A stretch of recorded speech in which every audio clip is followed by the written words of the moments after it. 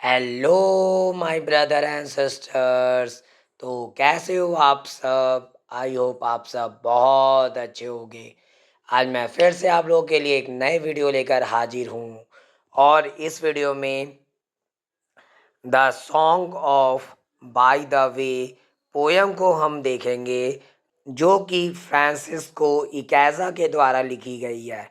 और इस वीडियो में हम लोग इसके बहुत ही इंटरेस्टिंग एक्सप्लेनेशन को देखेंगे। तो चलिए स्टार्ट करते हैं। चलिए आगे। The songs by the way, यहाँ पे रास्ते के द्वारा एक गीत, यानी ये गीत किसके द्वारा है? एक रास्ते के द्वारा। देखिए ये गीत को सबसे पहला फ्रांसिस्को इकेज़ा नाम के एक व्यक्ति ने लिखा था, translated by Alice Stone Blackwell. और जो ट्रांसलेट की गई थी किसके द्वारा? एलिस स्टॉन ब्लैकवेल के द्वारा इसे ट्रांसलेट किया गया था। This poem describe a pilgrim who travels to a holy place by singing a song. और ये कविता जो है वो किसको डिस्क्राइब करती? पिलग्रिम को। अब पिलग्रिम है कौन? पिलग्रिम जिसको हम लोग तीर्थयात्री बोलते हैं। तीर्थयात्री का मतलब वैसे लोग जो तीर्थ करने जाते हैं कोई हॉली प्लेसेस पे। हॉली प्लेसेस का मतलब धार्मिक जगहों पर। जैसे अभी आपकी सावन आ रही है, सावन जब आ रही है तो लोग जो है वो तीर्थ यात्रा पे निकलेंगे। वो भी एक तरह का क्या है? तीर्थ यात्रा है। और जो लोग यहाँ पे निकलेंगे, जाएंगे वहाँ पे, वो सारे लोग तीर्थ यात्री के नाम से जाने जाते हैं। ठीक है, तो उनको हम लोग क्या बोलेंगे? तीर्थयात्री, यानी पिलग्रिम्स। ओके, तो यहाँ पे ये पोयम भी वही है, पिलग्रिम को एक दर्शाती है जो ट्रैवल करता है, जो यात्रा करता है to a holy place by singing a song. किसका, कौन सी जगह जाता है? हॉली प्लेस जाता है, यानी कोई धार्मिक जगहों पर।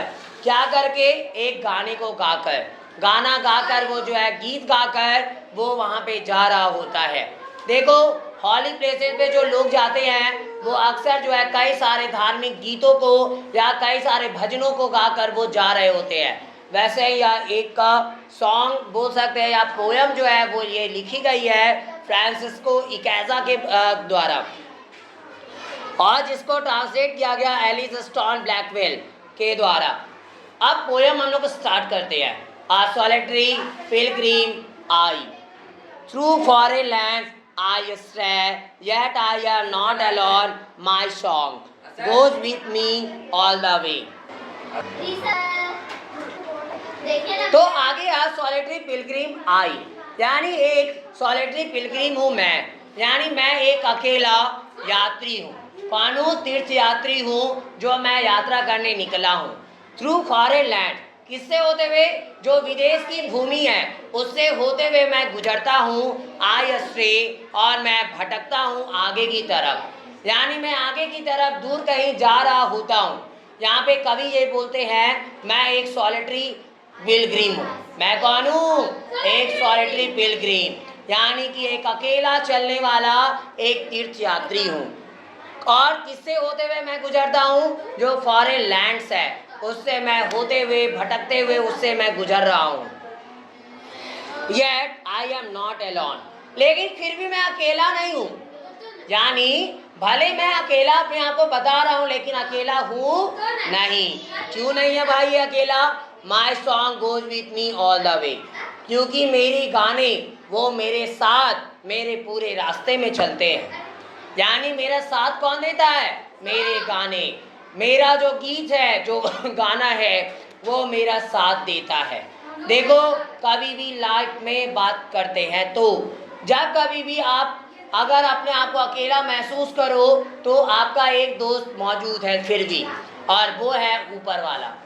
और या तो बोले तो नेचर आपकी सबसे अच्छी दोस्त होती है, और जिस नेचर की वजह से हम अपने लाइफ को बहुत ही खुशनुमा बना देते हैं। अभी बारिश का सीजन है, हम लोग जो है कई सारे, जब मन नहीं लगता तो हम लोग बारिश में भीगने भी चले जाते हैं। बारिश होने के बाद का जो नज़ारा होता है कुछ अलग होता है। ठंडी ठंडी हवाएं बह रही होती है और खुले आसमान के नीचे रहना क्या मस्त फीलिंग देता है हमें, वो बोला नहीं जा सकता। उसको हम लोग लफ्जों में, उसको हम लोग कुछ शब्दों में बयां नहीं कर सकते। देखो ठंडा लगता है। इंसान को नेचर से जुड़ना बहुत जरूरी है। आपको हर एक लोग इस धरती पे धोखा दे सकता है। आपका जो दोस्त अभी दिख रहा है कि आपका दोस्त अपना है, लेकिन रियल मायने में वो अपना नहीं है। आप उसको बोलना कि एक काम करो भाई, स्कूल के बाद जो है ना, जब स्कूल हम लोग का लाइफ खत्म हो जाएगा उसके बाद कहीं दोस्ती रखेंगे हम लोग, ठीक है? जब मेरी मुसीबत होगी तब तुम साथ देना। लेकिन आप बोलेगा कि नहीं देंगे हम, जाओ। समझ में आ गया? हम अपनी तरफ, आप अपनी तरफ, हमको कोई लेना देना नहीं है। तो और ऐसे भी लोग आपको कभी ना कभी छोड़कर चले जाएंगे। नेचुरली भी लोग आपको छोड़कर जाने वाले हैं, क्योंकि कब किसका बुलावा आ जाएगा वो कोई पता नहीं है। कब ऊपर से बुलावा आएगा ये कोई जानता नहीं है। इसलिए जो है, तो सबसे अच्छा दोस्त हमारा वो नेचर है, सबसे अच्छा दोस्त ईश्वर है। तो सिंपल सी बात है, आप अपने आप में जीना सीखो। आप अपने आप में क्या करो? जीना सीखो। अपने आप में खुशी ढूंढो। जो खुशी के लिए दूसरों पे आश्रित रहता है वो रियल मायने में कभी खुश नहीं रह सकता। आप देखे होंगे, कभी खुशी की अगर बात करें, आप घर से पार्टी में जा रहे हो, ठीक है, घर से निकले हो तैयार वार हो के एकदम कोट पैंट पहन के, आप सिस्टर्स लोग जो है वो अलग अपने यूनिफॉर्म को पहन के निकली हुई है, क्रीम पाउडर पूरा लगाए, चोटी उटी अच्छे से कर लिए, आप लोग बाल उल बना लिए थोड़े अच्छे से, आप घर से निकले, अब अचानक से कोई बंदा मिल जाता है, या तो आप कोई दोस्त है या कोई रिलेटिव्स मिल जाते हैं। अब दोस्त या रिलेटिव्स, अब आप क्या करते हो? हमारी आदत होती है हम इंसान की, हम क्या करते हैं? पूछते हैं, देखो भाई बताओ ना आज कैसे दिख रहे हैं, चेहरा ठीक है ना, बाल कहीं खराब तो नहीं हो गया? अरे ऐसे ऐसे थोड़ा और ठीक कर लेते हो, देखो ना ठीक है ना, बाल, चेहरा स्मार्ट लग रहे हैं देखने में, ब्यूटीफुल दिख रहे हैं।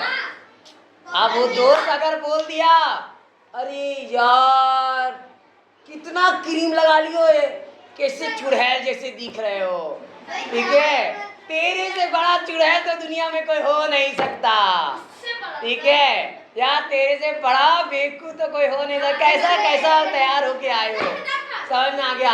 आप क्या करोगे? खीर से जाओगे घर, ऐना देखोगे, अरे ठीक तो थे, अरे बोला कि खराब दिख रहे हैं, इतना अच्छे दिख रहे हैं, चेहरा और क्रीम उन्हें सब लगा हुआ है, फिर खोलोगे क्रीम का ट्यूब और उसके बाद फिर से स्पीच करोगे क्रीम को, और क्रीम फिर से और थोड़ा चपोत लोगे, अब ठीक है, फिर शीशा देखोगे, हाँ अब लग रहा है थोड़ा ठीक है, अब खीर निकलोगे, उसके बाद खीर का ही को टोका, उसके बाद खीर से गए, और वही टाइम आपका मूड ऑफ हो जाता है। होता है या नहीं?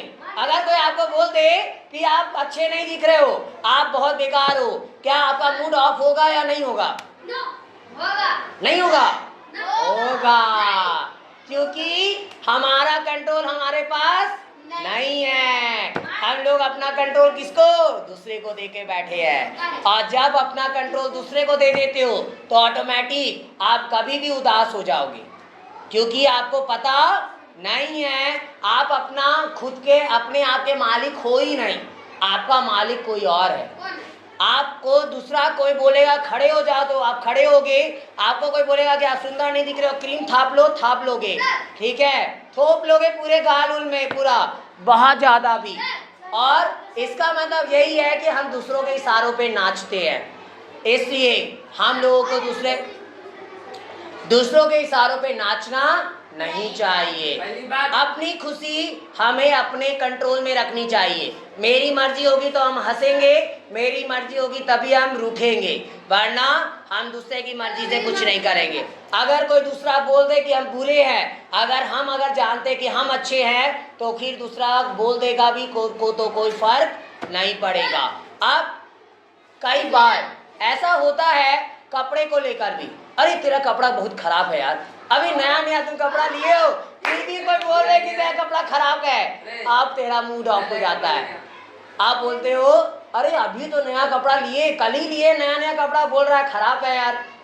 आप लेकिन आप दूसरे के कंट्रोल में रहे, अगर आपको बुरा लगा इसका मतलब आप दूसरे के कंट्रोल में थे, आप तुरंत जाकर वो कपड़ा या तो फेंक दोगे या तो दुकानदार के पास जाओगे, ए भैया देखिए कपड़ा खराब बोल दिया, नहीं पसंद आ रहा, नहीं लेंगे हम, ठीक है। अब लेकिन वही चीज अगर आप अपने कंट्रोल में रहते तो क्या होता, आप बोलते मेरा पसंद का है, इसका मालिक हम हैं, कोई दूसरा कुछ भी बोलते हमको कोई लेना देना नहीं है, मेरा लाइफ मेरा रूल, ठीक है, मेरा लाइफ मेरा रूल, बट मेरा रूल में भी सही होना चाहिए। इसका मतलब ये नहीं है कि अब इधर से फट गया पूरा कपड़ा और इधर से फट गया है और उसके बाद ही बोल रहे हो हम अच्छे हैं, तो ये खराब है, इसका मतलब आप खराब हो। समझ में आ गया? तो मेरा लाइफ मेरा रूल का मतलब है कि आप सही अगर चल रहे हो तो आप सही हो, लेकिन अगर आपको बहुत सारे लोग गलत बोलने लगे तो समझ आना कुछ ना कुछ आपके पास खामियां मौजूद है, कुछ ना कुछ तो आपके अंदर खामी है। समझ में आ गया? लेकिन दूसरे के कंट्रोल में नहीं रहने का मतलब है कि अगर एक तो कोई ऐसे अच्छे चीज में भी बुरा बोल रहा है तो आप समझ आना वो खराब है। आप सॉलिटरी पिलग्रिम जो है यानी एक अकेला तीर्थयात्री जो अकेले जो है वो तीर्थ यात्रा करने के लिए निकल पड़ा है। आगे फर्स्ट स्ट्रेंजा हम लोग खत्म किए थे, second stanza, and if the night around be black I make it bright as day, I make it bright as day, I sing and then the song lights up the darkness of the way.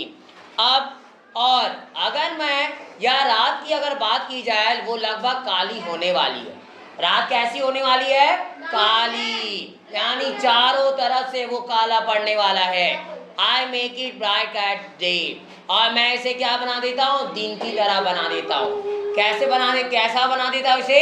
दिन की तरह। कैसे? I sing and then the song lights up। तो ये दिन की तरह रात को कैसे बना रहा है वो ध्यान से सुनो।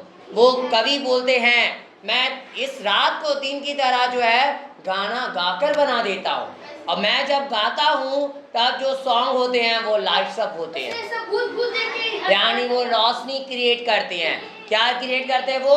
रोशनी। यहाँ पे रोशनी होने लगती है, the darkness of the way, और यहाँ पे जो रास्ते का जो अंधेरापन है, जो अंधकार है वो मिटता है और रोशनी में बदल जाता है। यानी ये अंधेरापन क्या हो जाता है? मिटता है, और वह जो है वो रोशनी में बदलता है। I do not sigh for weariness, और मैं जो हूँ यहाँ पे साई नहीं लेता। साई का मतलब है यहाँ पे सांस जमाई लेना, जमाई भी नहीं लेता हूँ। किसके लिए? थकावट के लिए, यानी मुझे थकावट यहाँ होती ही नहीं।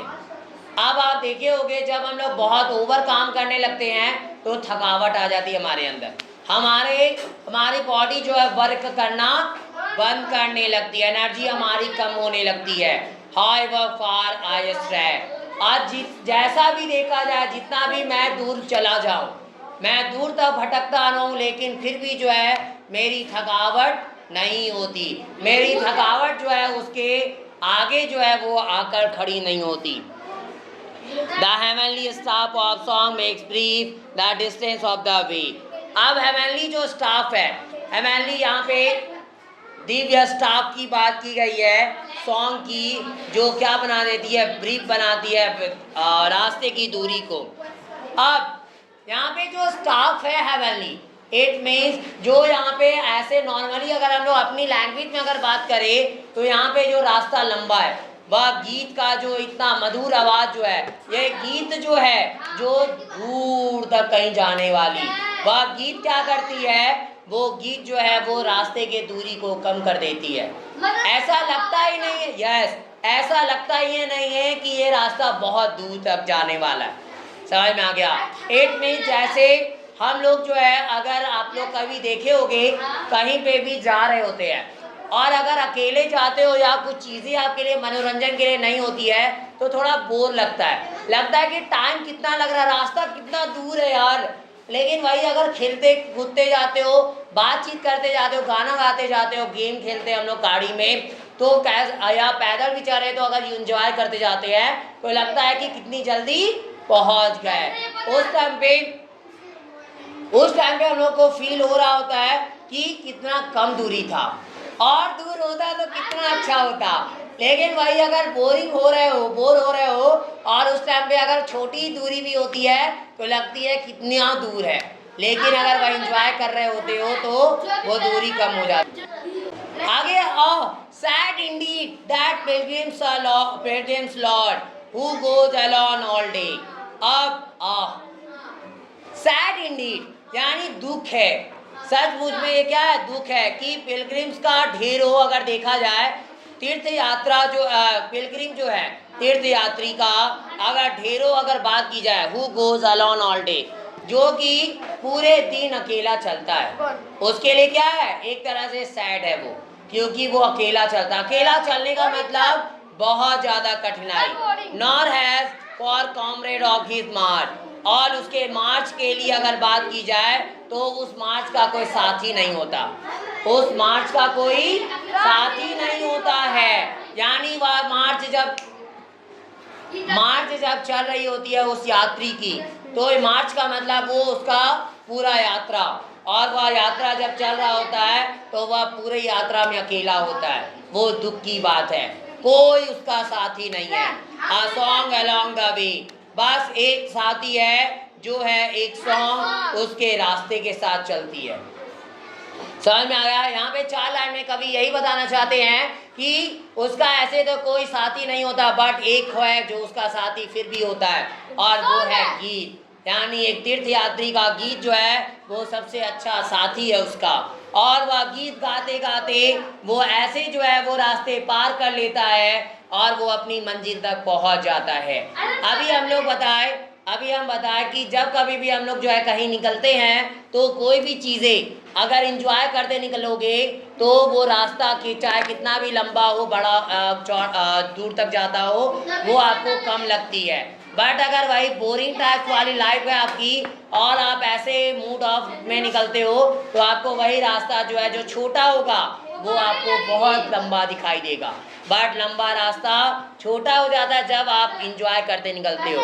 और ये पोयम जो है वो फ्रांसिस्को इकैजा के द्वारा लिखी गई है, जो ट्रांसलेट की गई है एलिस स्टोन ब्लैकवेल के द्वारा।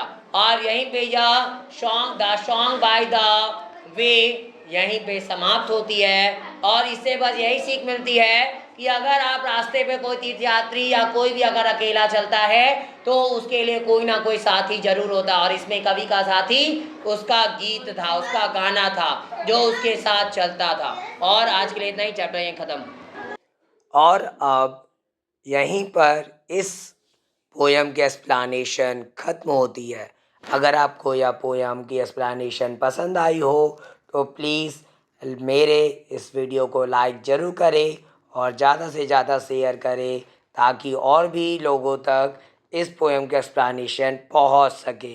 और मेरे इस चैनल को सब्सक्राइब भी ज़रूर करें ताकि मेरी आगे आने वाली वीडियो की नोटिफिकेशन आपको सबसे पहले मिल सके। Thanks for watching my video. Have a nice day.